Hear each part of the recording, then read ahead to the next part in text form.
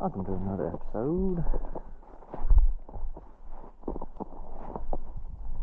Today is January the 10th. We had this little snow front come through.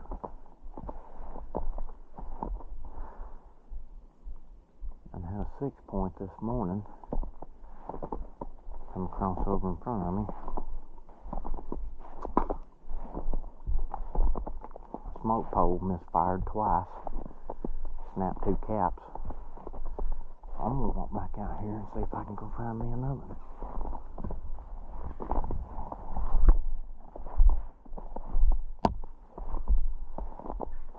I'd say we got about 3 inches of snow on the ground right now. See if I can't flush me out of there.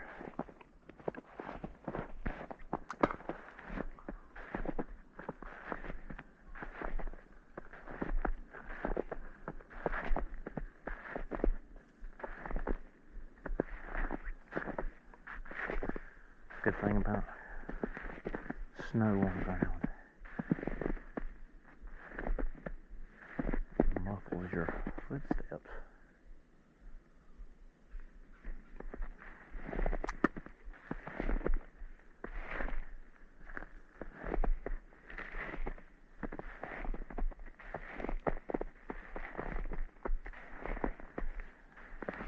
Last time I was on, there wasn't no squirrels moving.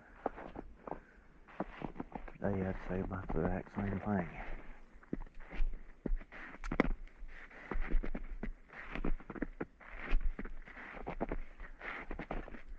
Ain't much going on.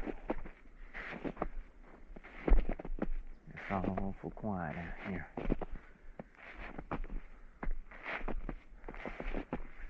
I'll see that log right there.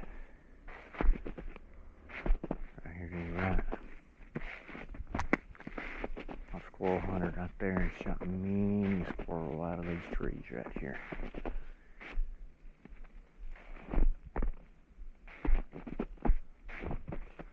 I don't even see any footprints. That's another good thing about snow. Something we don't get around here very often.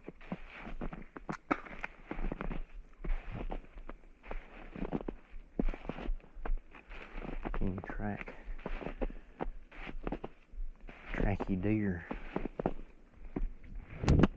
squirrel, anything in the snow.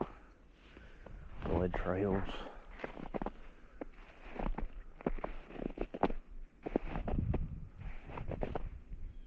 Tracks. Anything of the sort.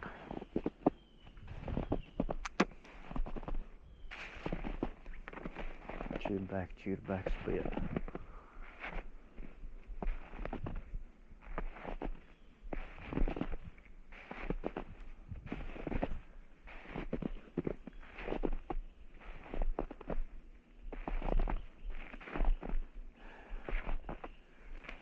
Spitting ice. Snowing just a little bit too. Temperature's 30 degrees.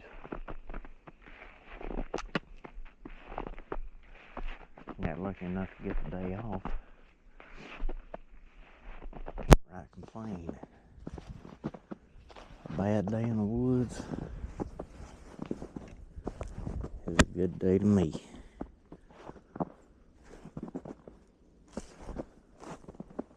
Kids is up there making snowmen.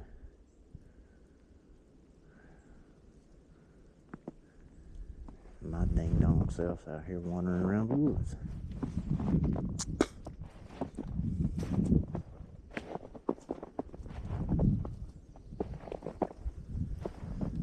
Alright, let's get out here and see if we can find some tracks, some sign. Well, see the sign of a scaly bark hickory.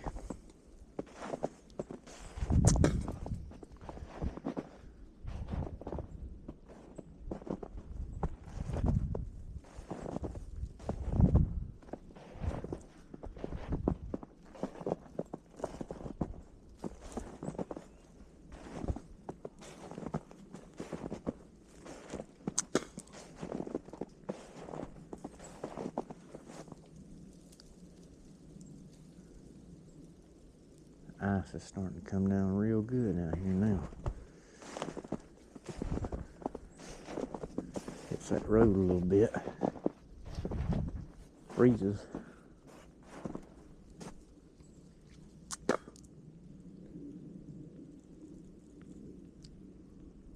Folks are gonna have a real bad day.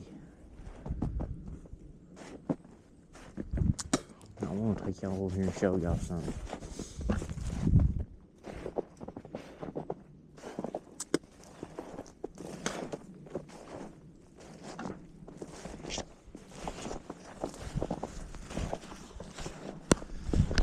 Y'all see that tree right there? That one with a curve in it. Let me get over here closer to it. That tree right there. Indians used to use trees like that to mark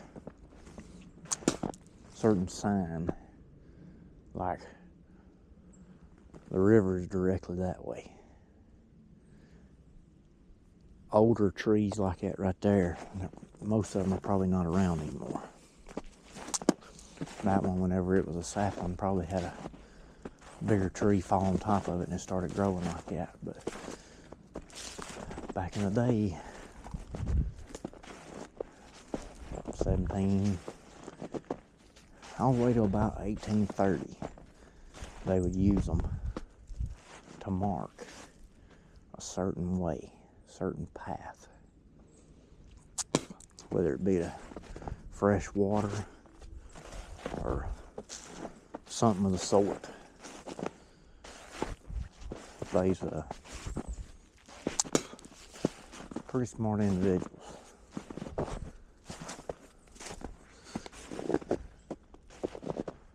Very, very smart individuals. Indians, Native Americans.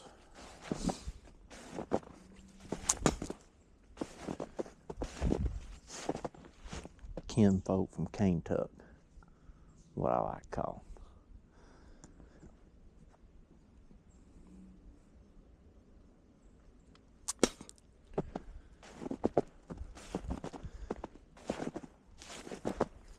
Now when it ain't snowing around, there's a deer trail that runs right in between through there. It comes right through here and right down into the bottom of that holler.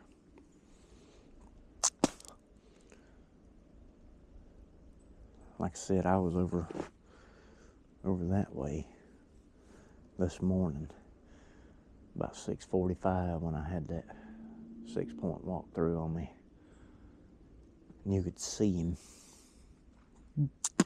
his antlers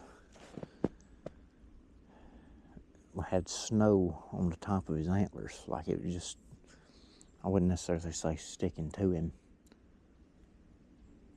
but they's there.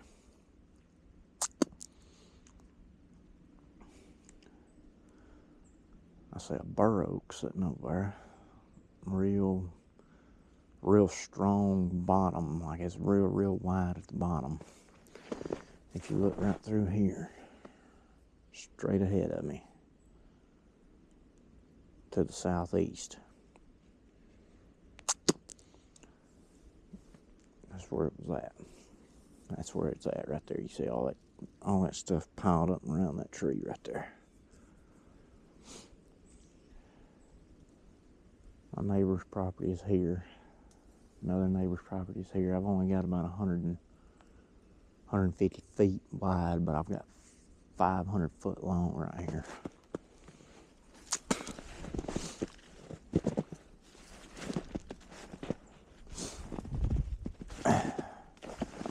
Matter of fact, I got some fresh turnip greens planted in the backyard, and I was going up to feed my goats earlier, and found deer tracks out there. I reckon they was heading for the turnip greens this morning after it started snowing. There's a hunting club back here about 25 or so more yards. I'm not going to trespass on nobody else's property. I don't have permission to be back there, but it's just part of my little area stomping grounds. There's another one of them curved trees right there.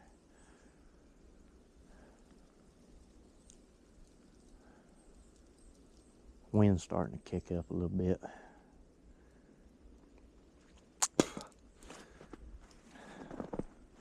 I have some folks that I talked to, seen my previous video, said they wanted to hear some anecdotes. Said they wanted to hear me talk a little bit more. I've had folks tell me I can talk the ears off a wooden Indian.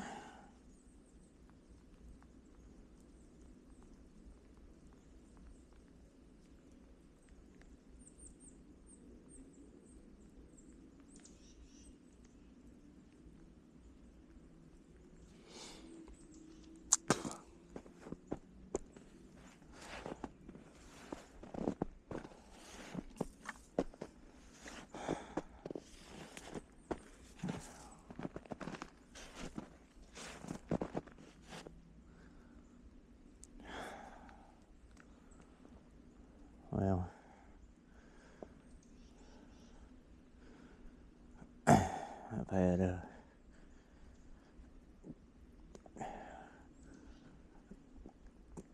nip or two.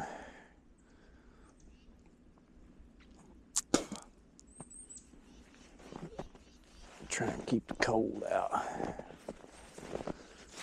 Doing a pretty good job.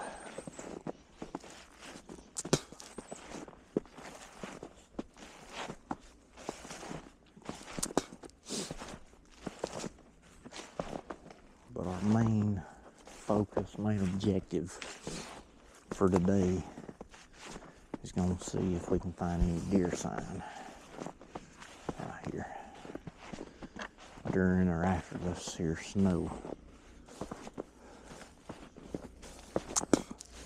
I'm going to go back over here towards the curved tree, see if we can find any more. Kind of hoping to see a deer sneaking through. Maybe I could get a little jerk venison.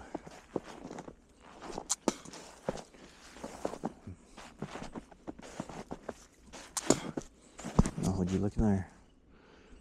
There's a fella been through here at some point in time. I'd be willing to bet that fella was probably me. This is a mighty fine set of walking trails. Oh, look at that right there. Y'all see that? Ice is done accumulating on these branches. Like right there. See it? So it's still below freezing. This right here, it's slick.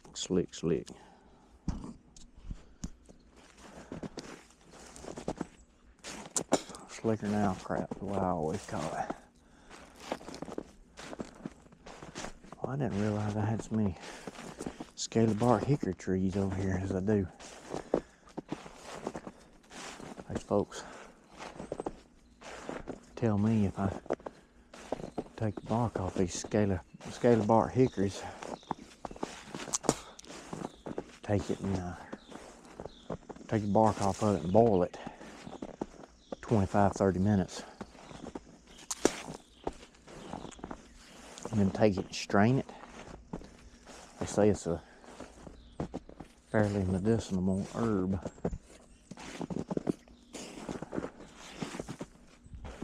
I'm not real familiar with what exactly that it does, but it does something. There's a little pine branch up here. I got a little spiral on the ground over close to that 2-fork tree.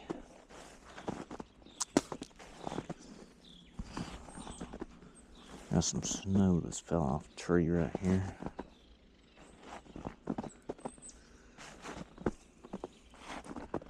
If y'all do a little bit of research, y'all might be able to find out just exactly what that hickory will do. I don't know if y'all like me, I don't particularly too much like doctors, and I ain't never one to give out medical advice, but I sure do like the all natural stuff. Our ancestors used it long enough, they didn't have to have all this amoxicillin, penicillin, and in some cases penicillin. Ain't never took none of that. I try not, antibiotics don't really work with me.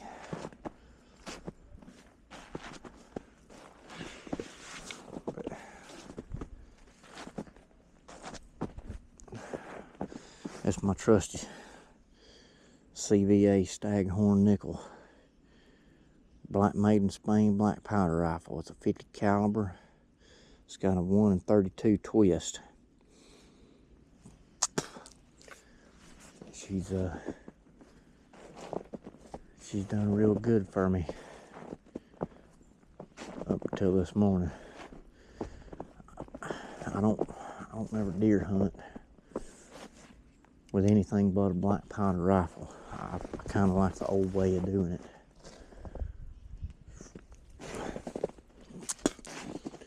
I like squirrel hunt with my Henry.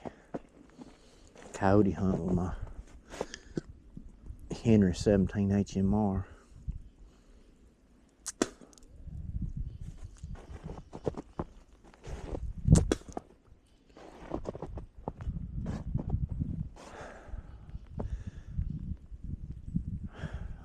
I'm over here on some property. All this, every bit of this, all this property here, over there, for 7 miles. If you Google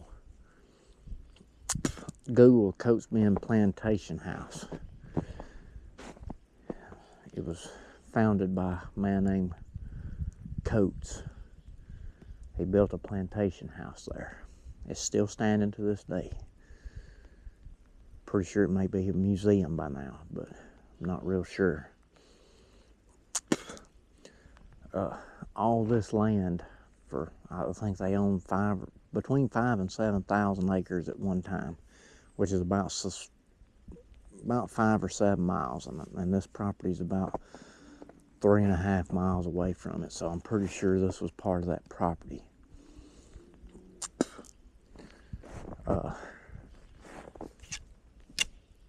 There was there really, honestly, there ain't no telling what's out here, buried out here. I know there was a remnants of an old home place right here, because I see a bunch of trash. You can see the trash piled up. You can't really see it with the snow, but it's right there. And back that way right there, straight through that patch of woods right there, about maybe a half mile, maybe 7/10 of a mile. There's the main channel of the river. Out on that river, there's an island. I've thought about several times getting me a canoe, paddling out to that island, and camping out there a time or two. Oh, I want to show y'all something. Alright, you see that right there? Anytime you see any kind of grass like this right here growing, I'm not 100% certain, but I'm pretty sure that ain't monkey grass. But anytime you see anything like that growing, you can tell there was an old home place here at one time. Tulips, poppies, anything like that right there that would be growing, or something somebody would plant around a house, you'd find an old home place.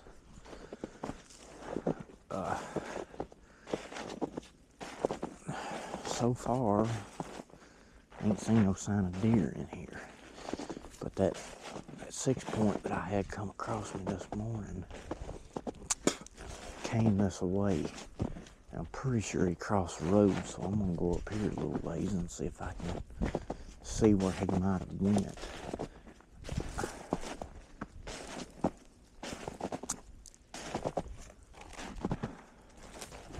I don't want to step on no toes.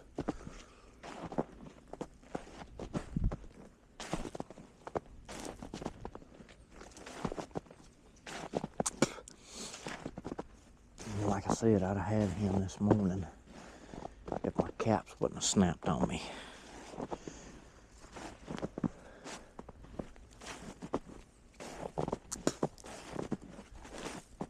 And it wasn't really even all that unbearable cold.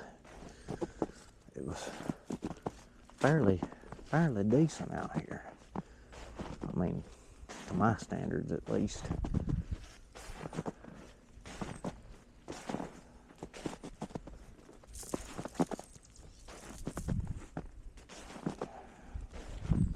So far, I don't see no tracks, but I have been known and have been told to see deer come right out of the woods and run right up the road.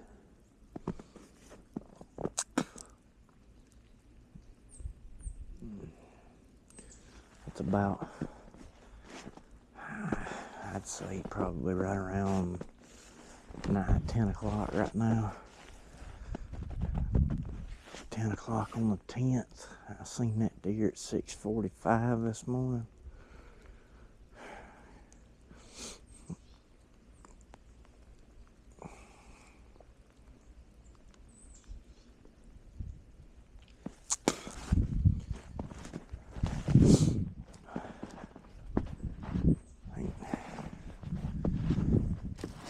I'm gonna go right back down in here. This ice and snow is mighty slick. I mean, I'm not real experienced with snow. Hold on a minute.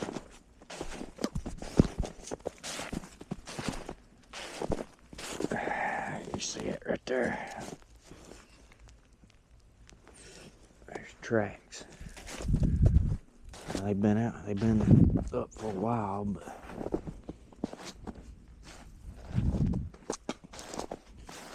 there's tracks leading right down through there. Right on up to that fence line over there by that bur oak. So he came through here this morning after I snapped them 2 caps on him.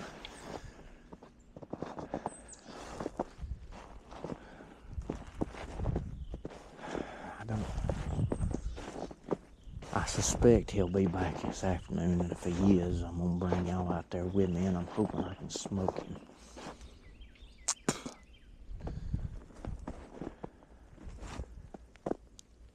I'm pretty sure it won't be that big of a problem,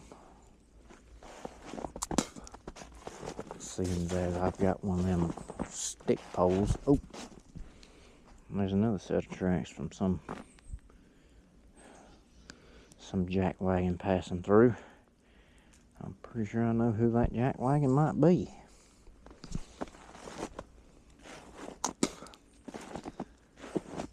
But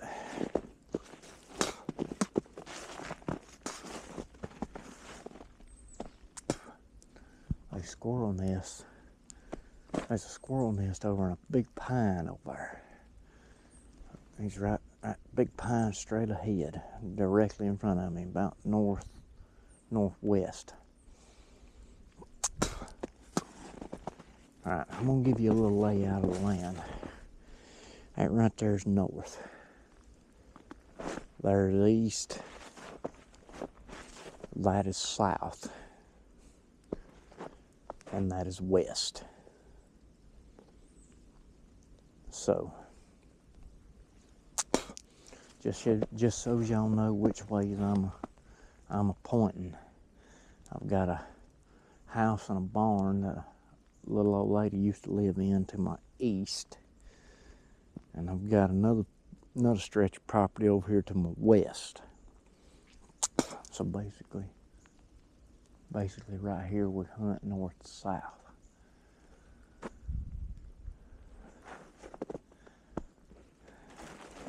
I'm gonna go up here inside this thick brush, see if I might not be able to spook a deer out of here.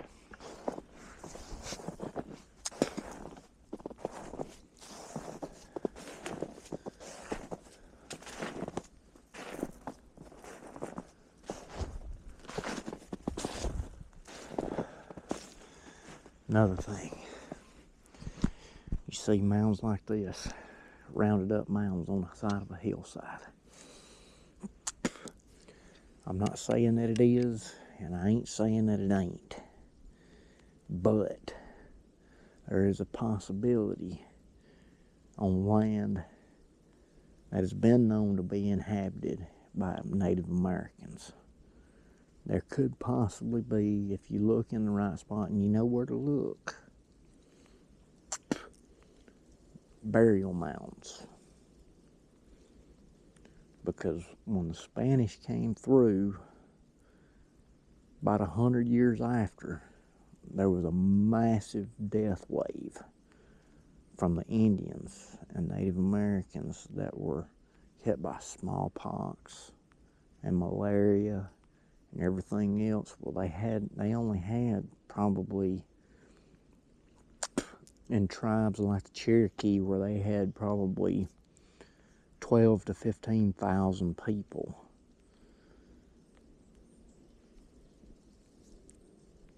Four or 5,000 that were still alive after those outbreaks. So just keep stuff like that in mind.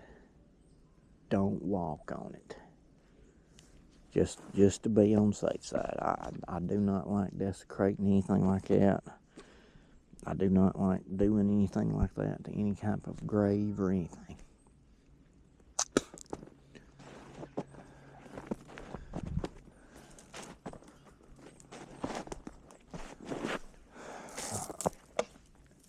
Okay. This ice. Something else.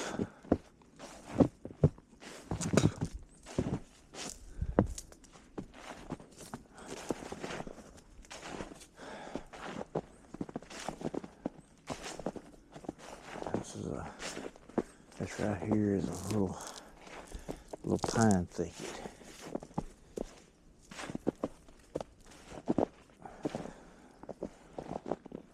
Generally, when it's cold and snowy and wind blowing like this, deer like to get into places of the sword.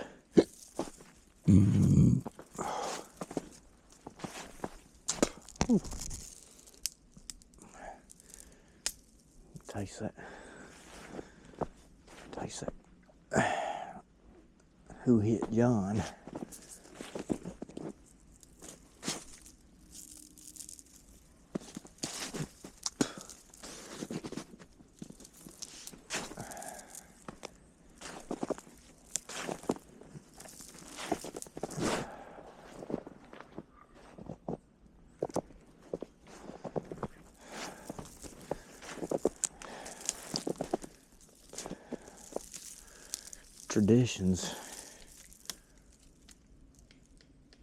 Traditions Black Powder Company has got a Kentucky long rifle, and anybody that knows me knows that my two biggest, I don't know if you want to call them heroes, but two most interesting people that I've ever read about. First one was Daniel Boone. Second one was David Crockett, Tennessee.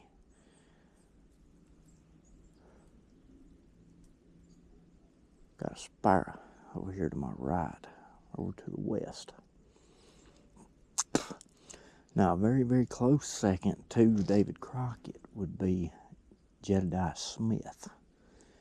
Jedediah Smith explored and went from St. Louis, Missouri in 1823 as part of Ashley's 100 all the way to Montana to Idaho, California, Nevada, you name it, and he's probably the one that made a map for it.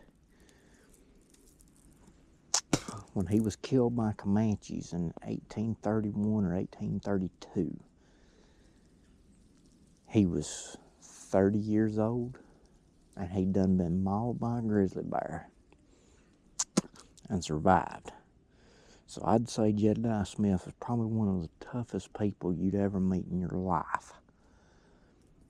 He knew the woods, he knew how to hunt, he knew how to trap, he knew how to fish, he knew how to survive. And fellers like that, Mountain Men, David Crockett, Daniel Boone, all them, I really enjoy hearing their stories. And ever since I was young, I'm talking about young, watching Disney's Davy Crockett, I've always been one to enjoy exploring the woods. I find solitude in the woods. I don't really know how else other to explain it than that. But I'm gonna get out of this here scruff of mess that they call it.